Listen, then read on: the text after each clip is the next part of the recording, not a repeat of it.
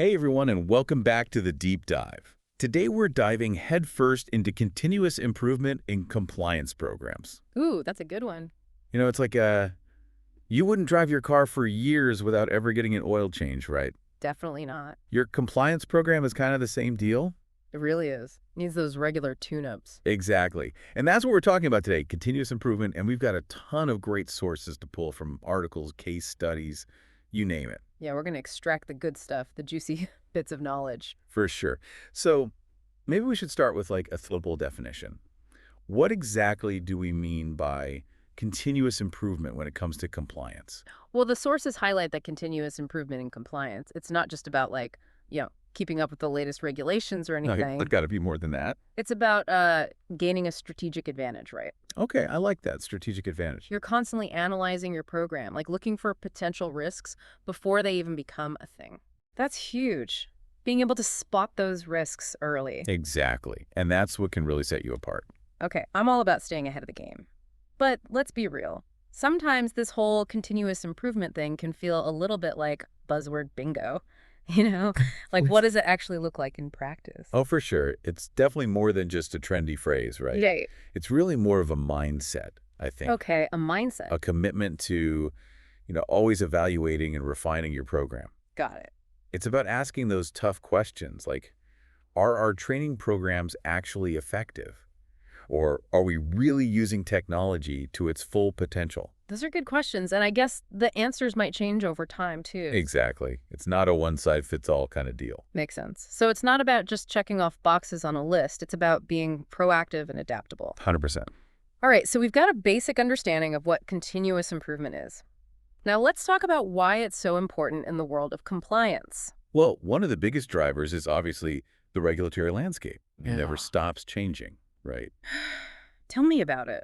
Always some new rule or regulation to keep up with. And here's the thing. It's not just about reacting to those new laws. Okay. It's about getting ahead of them.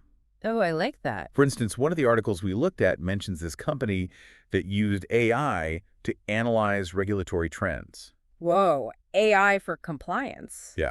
They were able to predict potential changes in their industry. That's wild. So they could adjust their compliance program before the new rules even came out. Exactly. They avoided all those last-minute scrambles. That's some serious foresight. It's like having a crystal ball for compliance. Right. That's the power of continuous improvement. Okay, so staying ahead of those regulatory curves is a big win.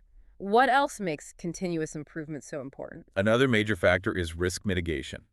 Makes sense. Got to manage those risks. But it's not just about traditional risk management. It's about seeing those connections between things that might seem totally unrelated. Okay, I'm intrigued. Like imagine one source talked about this company that was hit with major reputational damage. Oh, no. And it wasn't even because of like a direct compliance violation or anything. Really? It was because they totally missed this shift in consumer sentiment. Wow, so it's something totally outside their control. Yeah, they were blindsided by something that wasn't even on their radar. Okay, so it's about looking beyond the obvious, being prepared for those curveballs. Exact. But isn't that kind of overwhelming? I mean, how do you even anticipate stuff like that? That's where continuous improvement really shines. Oh, okay. It's about building this system where you're constantly gathering insights. Like a feedback loop. Exactly. And not just internal feedback. You need external input, too. From like customers and stuff. Yeah. Think of it like you've got all these sensors constantly feeding you information about the world. I like that analogy. A compliance early warning system. Exactly. It helps you adapt and stay ahead of the curve. So continuous improvement is about more than just regulations and risk. What else is there? Well, one aspect that's often overlooked is cultural adaptation. Cultural adaptation. Okay, I'm listening. Not just about creating this culture of compliance, but actually making compliance part of your organization's DNA. Wow, that's deep. It's about ensuring that ethical behavior is a core value, not just a set of rules everyone has to follow. You've got me thinking about my own workplace now. How do you actually foster that kind of deep-rooted compliance mindset, especially these days with so many people working remotely and teams spread across the globe? Yeah, that's a good question. You know those traditional top-down training programs? Oh, yeah, those boring compliance PowerPoints. Right. We need to move beyond those and create something more interactive, more engaging. I'm all for that. Make compliance fun, right? Exactly. Think about using gamification to teach employees about data privacy. Ooh, that's a good idea. or using virtual reality to simulate real-life compliance scenarios. That sounds way more exciting than just reading policies. Right. Have you seen any companies actually pulling this off? Oh, yeah. There's this great case study in one of our sources about a financial institution. Okay. They completely overhauled their compliance training. What did they do? They used a mix of gamification, online learning, and interactive workshops. Wow. Sounds pretty comprehensive. And it worked. Like They how? saw a huge increase in employee engagement. That's awesome. And I bet it led to fewer compliance violations, too. You bet. It just goes to show that thinking outside the box can really pay off. All right, you've convinced me. Continuous improvement is the way to go. But where do you even begin? It seems like a lot. It doesn't have to be overwhelming. Okay, good. Our sources actually lay out a pretty clear roadmap for building a continuous improvement cycle right into your compliance program. A roadmap. Perfect. Because I am ready to put all this theory into action. Okay, great. So step one is to start with regular risk assessments. Risk assessments. Okay, that makes sense. But what makes these risk assessments different? So it's not just about identifying the usual suspects. The obvious stuff. Right, you need to dig deeper. Okay. Uncover those hidden risks that might be lurking beneath the surface. Ooh, sneaky risks. How do you find those? One source suggests using data analytics. Data analytics for compliance. Interesting. It can help you analyze employee communications and things like that. Wow, so you're using data to look for patterns that might indicate potential issues. Exactly. It's about going beyond those basic checklists and really understanding what's going on. So it's like using data to take the pulse of your compliance program. I love that. Regular data-driven risk assessments, that's a solid first step. What's next on this continuous improvement roadmap? Okay, so once you've identified your risks, you got to figure out how to address them. Right, gotta have a plan. And that's where those feedback loops come in. Feedback loops. Remind me what those are again. It's all about gathering input from everyone who touches your compliance program.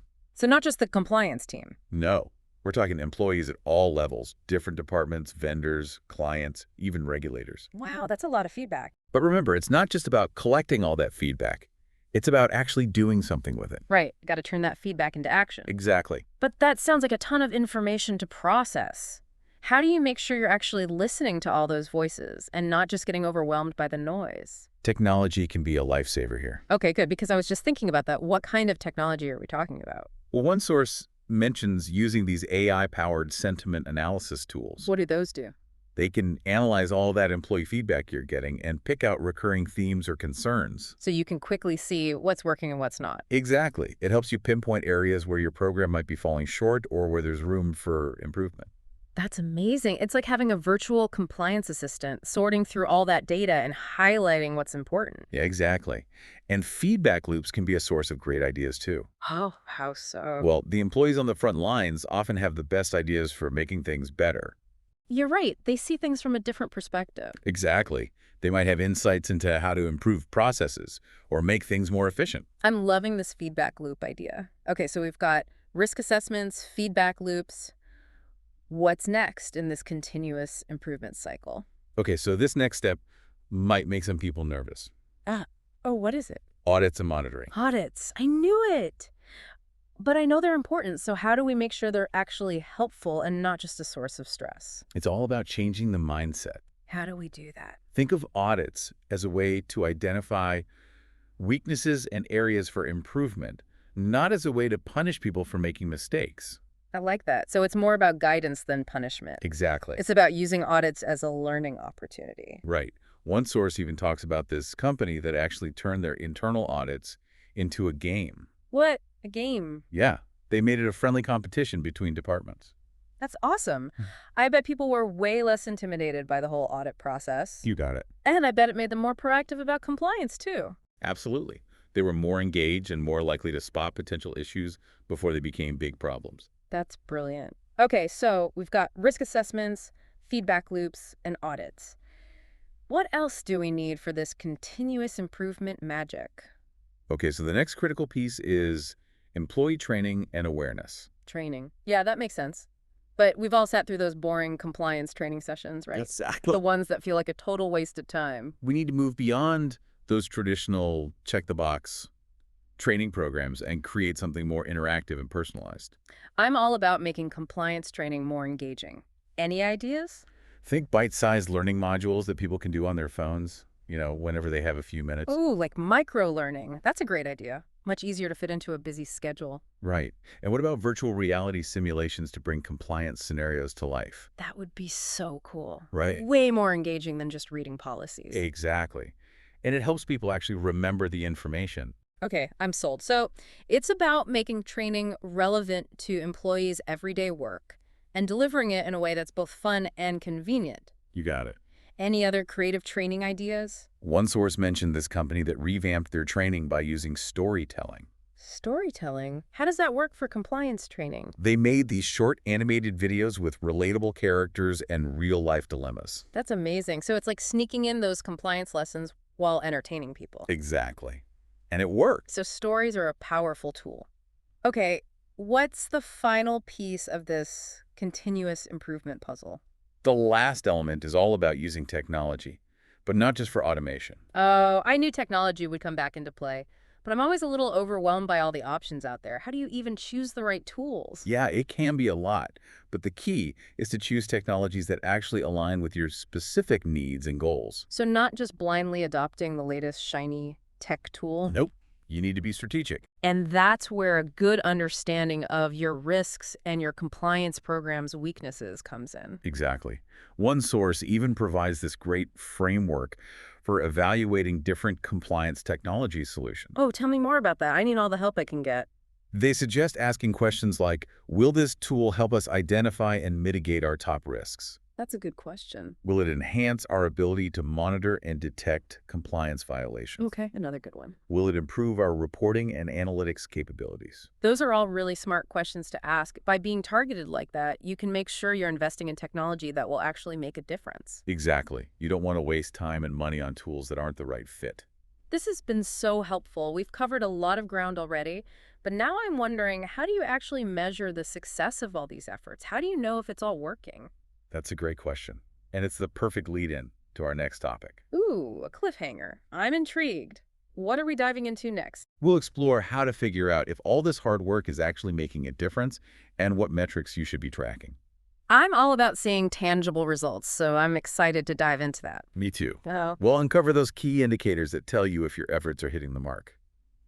All right, so are you ready to see how to tell if all this hard work is actually paying off? Oh, I am. I'm all about those results, those tangible results. You know what I mean? So what are we looking at first? Well, the first step is you need to establish those clear KPIs and metrics. KPIs. Yeah, key performance indicators. Exactly. I know those are essential for tracking progress, but what kind of KPIs are we talking about here in the context of compliance? Yeah, you don't want those generic ones. Right. You want KPIs that specifically reflect the effectiveness of your continuous improvement efforts. Okay, so KPIs that are tailored to compliance. Precisely. Like one source suggests tracking the time it takes to address a compliance violation. Okay, so like how long does it take from the moment a violation is reported to when it's fully resolved? Exactly. That shows you how your improved training and response mechanisms are actually making a difference. So it's not just about measuring whether violations are happening. It's also about how quickly and efficiently you're able to respond to them. That's the key. Okay, that makes sense. What other KPIs should we be paying attention to? Another important one is employee satisfaction with the compliance program itself. Oh, interesting. So you can actually measure how employees feel about compliance. You can. You can use surveys or feedback mechanisms. And if you're seeing more positive feedback, Yeah, and fewer complaints. that's a good sign that your efforts to make compliance more engaging are actually working. Exactly. Makes sense. Yeah. I can see how that would be a valuable metric because if employees feel like compliance is a burden, Yeah, they're less likely to be proactive and engaged, right? right. But if they feel supported and empowered, Yeah. they're more likely to embrace it. Okay, so we've got KPIs and employee satisfaction. What other signs should we be looking for to gauge the success of these continuous improvement efforts? Well, one of the most obvious ones is incident reduction. Incident reduction. Yeah, that makes sense. Fewer compliance violations, data breaches, those kinds of things. Right, those are pretty clear signs that your program is actually working. Yeah. Less firefighting means more time for strategic initiatives. Right. But how do you measure incident reduction in a meaningful way? Is it just about the number of incidents, or is there more to it than that? It's not just about the quantity, it's about the severity too. Oh, okay. Are you catching those issues earlier before they become huge crises? So it's about shifting from reactive to proactive. Exactly. Instead of waiting for things to explode, You're identifying and addressing those potential problems early on. Right. That's huge for any organization. Okay, so we've got KPIs, incident reduction, improved response times. What other factors should we be considering when we're measuring success? One that often gets overlooked is employee engagement. Employee engagement. Okay. Might seem like a bit of a soft metric, Yeah. but it's actually crucial. Okay, I'm listening. When employees truly understand why compliance matters Yeah. and they actively participate in the program, Uh-huh. that tells you you've created a culture of compliance that goes beyond just checking boxes. I see what you mean. So it's not just about following the rules because you have to. Right. It's about understanding why those rules exist and feeling like you're part of something bigger. Exactly. But how do you actually measure something like employee engagement? Well, there are a few ways you can gauge it. Okay. One is to look at participation rates in training programs. So are employees actually showing up and paying attention? Yeah. Are they engaged with the material? Are they asking questions, looking for more information? Those are good signs. What else? You can also track how many suggestions or feedback you're getting through your compliance channels. Oh, that's interesting. Are employees comfortable raising concerns? Are they sharing their ideas for improvement? So you're looking for those signs that they're not just passively following the rules, but they're actively contributing to this culture of compliance. Exactly. Okay, I love that. Yeah. What's the final piece of the puzzle when it comes to measuring success? Okay, so the last indicator we'll talk about might surprise you. Oh, I love surprises. What is it? It's your relationship with regulators. Regulatory relationships. Really? I always think of regulators as the ones who come in and audit you and hand out fines. Yeah, they do have that enforcement role, Right. but they can also be valuable partners. Partners. Okay, that's a new way to think about it. When you have a good rapport with regulators, they're more likely to see you as a responsible organization. They see that you're committed to doing things the right way. Exactly. Hmm. It's about shifting from that adversarial relationship to a more collaborative one. Okay, so how do you actually build that kind of trust and rapport with regulators? It all starts with transparency. Transparency, okay. Keep them informed about your compliance program's progress. So share your wins and your losses. Exactly. Be open to their feedback. So it's about proactive communication, basically showing them that you're serious about compliance. Right. And when you have that open communication, it can lead to fewer audits, fewer penalties, and a much smoother overall compliance journey. It sounds like a win-win for everyone involved. This has been such a great deep dive so far. We've talked about why continuous improvement is so important, the practical steps for implementing it, and now how to measure its success. It's a lot to take in. It is, but it's all super valuable stuff. I'm feeling really inspired to step up my compliance game. That's great to hear. It is a lot to take in, but it's all about taking that first step. You're right, and I think the biggest takeaway for me is that continuous improvement isn't just about checking boxes or avoiding penalties or whatever. It's much bigger than that. It's about building a compliance program that's like truly embedded in your organization's DNA. I like that, embedded in your DNA. Right. It becomes part of who you are, how you operate. It's part of the culture. Exactly. It's about creating that culture where everyone understands the importance of compliance and feels empowered to contribute. And that takes time and effort, Right. but it's so worth it. For sure. And we talked about how technology is going to be a big part of this. Oh yeah, tech is going to play a huge role. You mentioned RegTech a couple of times. Right. What are some specific examples of how RegTech is being used to boost those continuous improvement efforts? Well, one area where we're seeing a lot of really cool innovation is in risk management. Risk management. Imagine using AI-powered tools to analyze just mountains of data. Wow. Yeah, that's something humans can't really do effectively. Right. The AI can spot patterns and anomalies that we might completely miss. So instead of relying on gut feeling or those outdated spreadsheets, Yeah, get rid of those spreadsheets. you can use AI to get a much more comprehensive and data-driven view of your risks. Exactly. That's incredible. It takes all the guesswork out of it. And it allows you to be so much more proactive about identifying and mitigating those potential problems before they cause real damage. It's like having a crystal ball for compliance risks. Right. That's amazing. What other areas of compliance are being transformed by RegTech? Another exciting area is compliance training. Yes, training. Those old school training methods can be so dry. And ineffective. Exactly. But RegTech is opening up this whole new world of possibilities. We talked about gamification and virtual reality earlier. Right. Are those just gimmicks, or are they actually making a difference? We're making a huge difference. When you make compliance training interactive and engaging, Huh? employees actually pay attention. They learned something. Exactly. They retain the information, and they're much more likely to apply it in their daily work. It's like sneaking in those compliance lessons while they're having fun. Exactly. And there are even RegTech tools now that use AI to personalize the training experience. Wow, really? Yeah. So the content is tailored to each employee's role and their learning style. That's amazing. It's like having a personal compliance tutor for every employee. Right. It's pretty incredible. It is. But with all this talk about technology, I think it's important to remember that continuous improvement isn't just about implementing the newest, shiniest tool. Oh, absolutely. Technology is a tool. Right. It's not the solution itself. It's about using technology thoughtfully and strategically to support those bigger compliance goals. Exactly. You need that human element too. The human touch. Right. It's about fostering that culture of continuous learning and improvement where everyone feels empowered to contribute. I love that. So it's a combination of the right technology, the right mindset, and that culture of continuous improvement. That's the magic formula. This deep dive has been so eye-opening. Yeah. I feel like I have a much deeper understanding of continuous improvement and how important it is for the future of compliance. I'm so glad to hear that. And I hope our listeners are feeling inspired to take what we've discussed and apply it to their own organizations. I'm sure they are. Continuous improvement isn't a one-time project. It's an ongoing journey. It is. And it's a journey that's well worth taking. Absolutely. By embracing those principles of continuous improvement, we can build compliance programs that are not only effective, but also adaptable, resilient, and future-proof. Couldn't have said it better myself.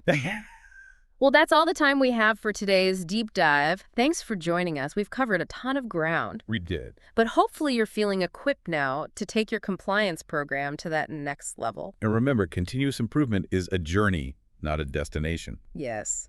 So keep learning, keep evolving, keep striving for excellence. That's the key. And to all our listeners out there, thanks for tuning in to the deep dive. We'll see you next time for another insightful exploration of the world around us.